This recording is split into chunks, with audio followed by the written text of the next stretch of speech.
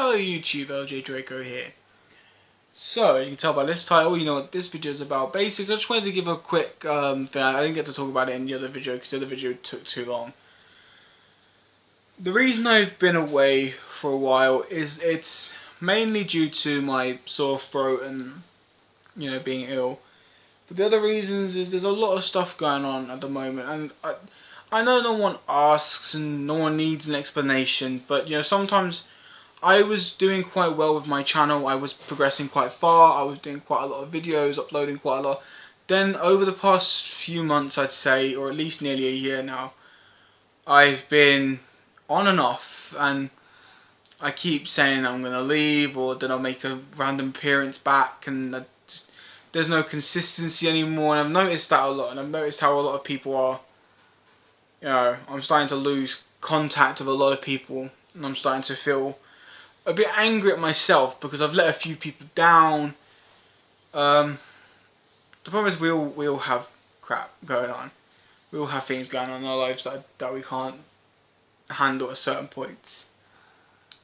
The thing that upset me the most at the moment is the fact that I feel like I don't want to do YouTube anymore. I'm still trying, as you can tell. I'm still fighting to do it. It's just that enthusiasm and the fact that I used to enjoy waking up going, right, what am I going to do? I used to have a folder completely filled with plans and reviews and all this other stuff, and just that passion has died down quite a lot. And the feel for me feeling like, oh, you know, if I don't upload this video, people aren't going to know what's going on.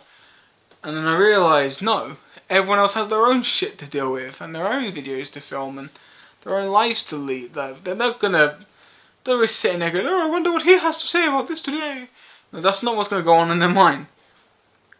But there's parts of it that feels like, wow, like I used to do so much for my channel and so much for my videos, and how I've just given up. Me and Alice have been talking a lot about things, and you know, there might be a chance that I can, maybe there's a chance that I can start working back up on my channel. Maybe not, I don't know. It's just going to take some time. So I'll shoot out a couple of videos here and there, you know, to keep the channel active, you know, just in case one day YouTube goes, oh, it's not bothering anymore, click delete. I want to try and just still keep some videos flowing. So, saw my last video. I don't know, well actually I don't know which one's going to be uploaded first. This one may be uploaded first, and my other video may be uploaded. Right. Just in case my other video has not been uploaded before this one, please stay tuned because I have got a great video coming up. If it's already been uploaded, go and check it out because it's already there and you can watch it and enjoy it. Yeah, I won't tell you the title, you'll just see when it comes out. Right, so this video is, as you can tell by the title, my top 10 movies I watched in 2018. Now, that does not necessarily mean that were released in 2018. Some of them were, some of them weren't. I'm going to go in backwards order and go down to my number 1. I'm not going to do too much description. It's about 2 minutes per film to talk about. Right, so number 10, Rocky Balboa. The only reason why this is in my top 10 movies 2018 I've watched is because I got the collection at some point in 2018 after we moved to where we are now. And I decided to actually give a watch to all the Rocky films. I'd never seen all of them properly. And my favourite was number 5 for a long time. After watching Rocky Balboa, well actually after watching a different film, Rocky and Rocky Balboa together made me just appreciate those two films out of the entire set. 2's okay, 3's alright, 4 is on and off point. 5 is still great to me, but after seeing Balboa and first Rocky, it just it got pushed to number 3, only because of the fact of that. But the idea of, you know, of Rocky, he feels old. He's like one of these guys that you see at sports bars who's like, well, you know, I used to be this. You know, I used to be this footballer, or I used to be this rugby player, or I used to be this so-and-so. He's one of those now. He owns a little restaurant. And he's like, well, back in the day when I used to get in the ring and do so and so, you know, and you feel bad because he's the old guy now. He doesn't do it anymore, and that for me it breaks my heart because he was Rocky, you know. He was the great underdog. He shouldn't be feeling like this. And the thing that I loved about this movie is the same reason I loved the first movie, which I'll get into a bit afterwards. But it's the fact of how realistic it is. And I like that kind of realistic flow and realistic ending to a movie that you wouldn't get in many others. Number 9 is Rocky. For the same reason. I love the fact that Rocky loses in Balboa and in Rocky. The fact that he does all this training and pumps up and does all of his exercise and gets ready, he's like, yeah, I'm ready, and then loses. I love it because he doesn't care that he lost. He cares that he made it that far. And he's not going in to win. He's going in to prove that he's not some old, broken down, or some young chump just from the slums of the streets. He's gone into the ring, not caring if he wins or loses, but cares about proving he ain't no bum. And that is why I love these movies. And it's why they are in my top 10 favourite movies of what I've watched in 2018. Number 8 is Goodfellas, a film that I did not at all think I would ever enjoy. Reason for enjoying it, not only is it based on a true story, but it was just a very entertaining movie. You know, De Niro, Ray Liotta and Joe Pesci. You can't go wrong with them. 3 guys play great gangsters. And the story was just interesting. Yeah, it's a bit violent sometimes, but brilliant. And I love some of the twists and turns in this film. I like how Ray Liotta's character is playing quite a calm, relaxed gangster as he's older. But then when you see the guy, the neighbour, start on the girl that he's with, he goes over with the pistol whips him in the head a couple of times. Stops being the calm guy, turns into the serious guy. Loved it. Joe Pesci, the small but dangerous gangster. Fucking amazing. Robert De Niro, who is the scariest. But he's like on the sly. He won't tell you what the plan is until he's already done it. You know, that I loved it. I loved all of it. It was great. Number 7, Heat. These recent 2 are 2 new watches of old films I've never seen that I thought I'd give a shot with. Reason Heat is before Goodfellas, and I'll explain this, but for anyone who hasn't seen the ending of Heat, skip. But I'm pretty sure a lot of people have. The thing I loved about Heat, and the reason why this became one of my favourite movies of 2018, was because the ending was so pure of any movie I've ever seen. These are both professionals at what they did. They both sat down like civilized people, had a decent conversation, and just said, hey, you know, what would happen if we turned the other way, didn't do this? And the guy turned around and said, well, we both know that can't happen. And he goes, look, well, if you do this, you just let you know, I'm not going to stop until I take you in. And the other guy said, well, same as you, just sitting here, but try and get in my way, I'll take you down. Simple as. And then, you know, at the end, cop shoots robber, and then De Niro's character's just laying there, and Pacino's character walks up to me and just goes, will you hold my hand?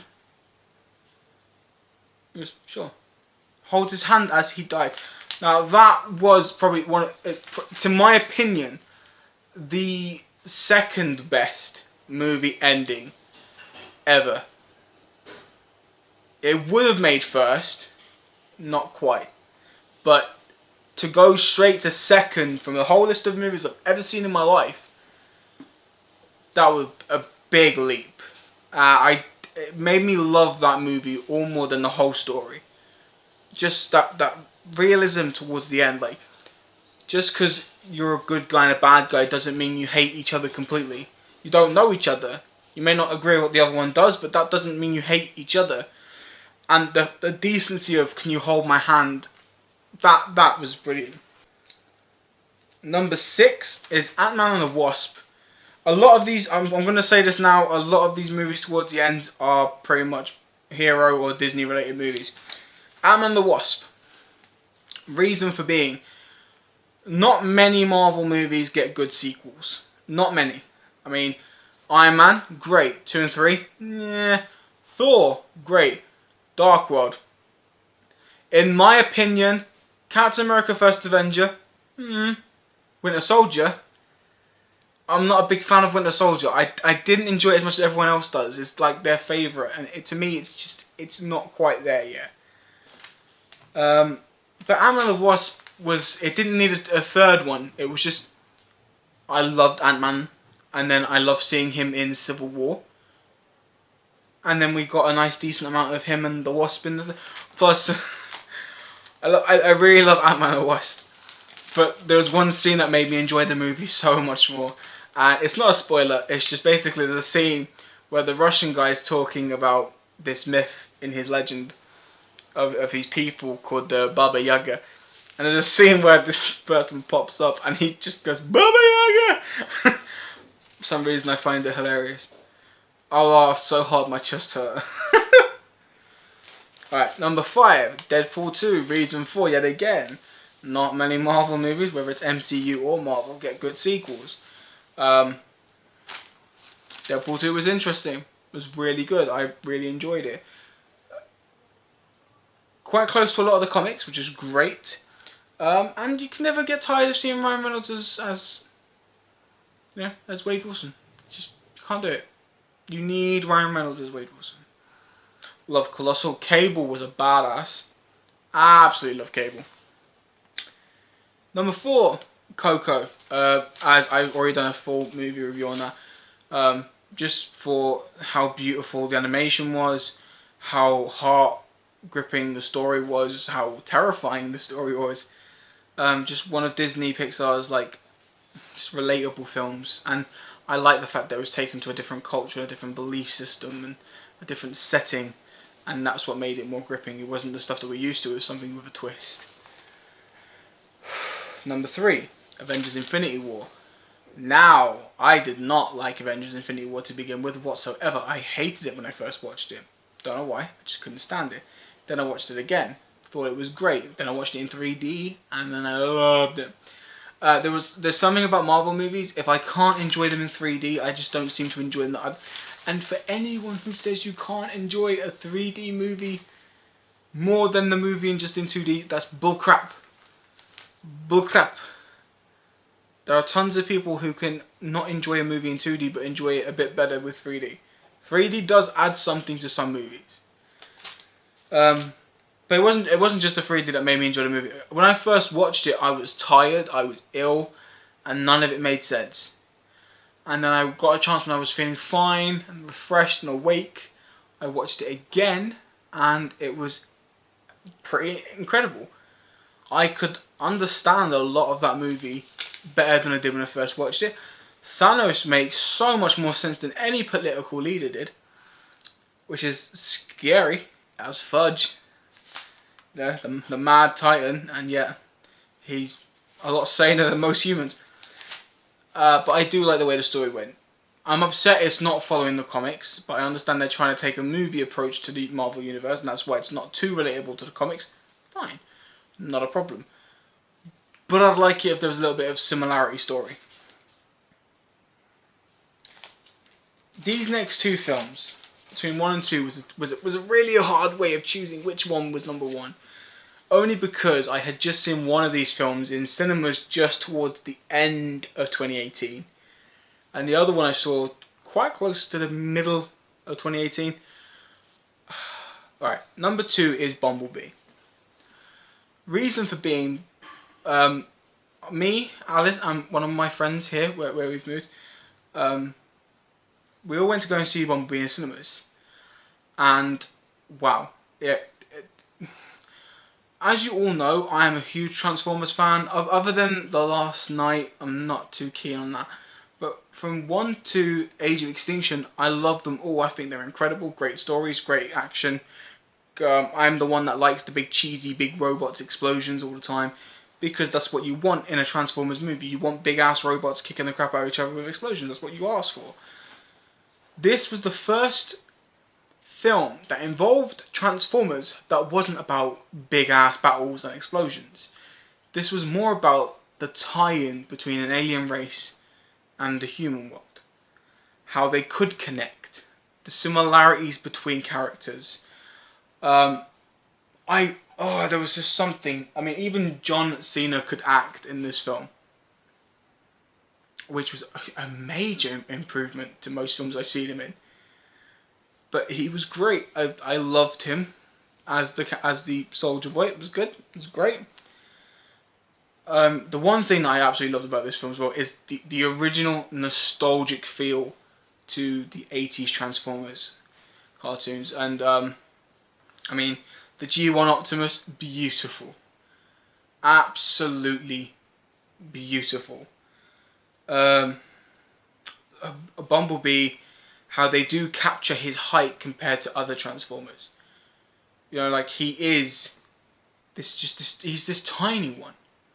But yet again, like the Joe Pesci thing, he is small, but he is dangerous. He is a great warrior for the Autobots. I love how he lost his voice. I think that makes a lot more sense than when he gets his voice back at the end of the first Transformers, and then in the second one his voice goes again because the garage that he's been sitting in for months is too dusty. Stupid. I liked how the way he lost his voice and it shows. I also love a lot of the human story side. I think it was quite touching, quite moving. And overall, this is the best Transformer-related movie to exist. And I do think it was because Michael Bay wasn't actually directing. I think it's because they took him out of the direction of the movie. I think that's what made it just a bit more lovable as a movie. It was a lot more enjoyable. Number one, and I've said this in a few videos and I've said it in a live stream with a friend, is Black Panther. Reason for being, a lot of people hate Black Panther for some reason. A lot of people can't stand it. They say it's one of the worst Marvel movies, and you get a lot of bull crap on Facebook and other groups saying, people only like it because they don't want to seem racist. And no, it's nothing to do about race at all. And whoever thinks that the only reason it was nominated was because of race, you're too up. You're too up about it. Leave it. It's fine. It's not about race. It's about story. It's all about story. And Black Panther has one of the greatest Marvel stories, second to Iron Man. And I don't get me wrong, I love all the Marvel movies that I've seen. I love all the origin stories and everything. When you pin up, you know, the story of Wakanda and Wakandans, you know, you think about the way they live, how they have to hide. They've got all this knowledge, all this power, but they have to keep it concealed because they know if it goes anywhere else, anyone else could destroy the world with it. Only they know how to maintain that much power. And you know, I love the fact of traditions in this story where, you know, if someone has the power of the purple shaped herb, they have to get it removed before they can do a challenge for someone else to be king. They're not allowed to have the power of the Black Panther when they fight. They have to be as equal human as their opponent. Love it. I think that's a great way to do it. I think it's a brilliant storyline for that. I also agree with the fact of Killmonger. You know, I think that he's entitled to what he did because it was true. I mean, if you beginning to end, when you actually learn his story, he's not in the wrong. And even T'Chaka, T'Challa is their father. T'Challa is the son. T'Challa, he's even talking to people, like saying like we were wrong. You know, we did him wrong. That's why he accepts the challenge of him, because he knows he has that right. He has the right. Yeah, no, great. Not only that, but I loved the brother and sister love between him and Shuri. I also love the technology. I loved the way that Wakanda looked. Plus the 3D. Oh, so amazing. As you guys know, I hate IMAX 3D, but Black Panther has a great use of it. And it just works, especially the scene where, you know, his ship's entering Wakanda through that, it's like a kind of cloaked island, and as it goes through, it kind of like goes invisible and then turns into the actual Wakanda, and the scene opens up, and you get that nice depth, but the ship's like kind of out of the TV flying into it. It gives you that sense of like, ah, this is what 3D was for. So yeah. Right, that is it. I have watched one movie that technically came out last year. I only watched it this year though. Should I quickly give it a mention? Alright, I'll quickly give it a mention. So it's not a film that I've watched in 2018. It's a film I watched 2019, but it did technically come out in 2018. Venom. If anyone would like me to do a video in future about Venom, I will gladly do so. Anyway, that is the end of this video. If you enjoyed this video and previous videos, don't forget to strike like future videos. If you're new to my channel, only see a couple of my videos, click that subscribe button down below. I'd surely appreciate it. Anyway, take care, you wonderful, wonderful people, and I'll see you next time.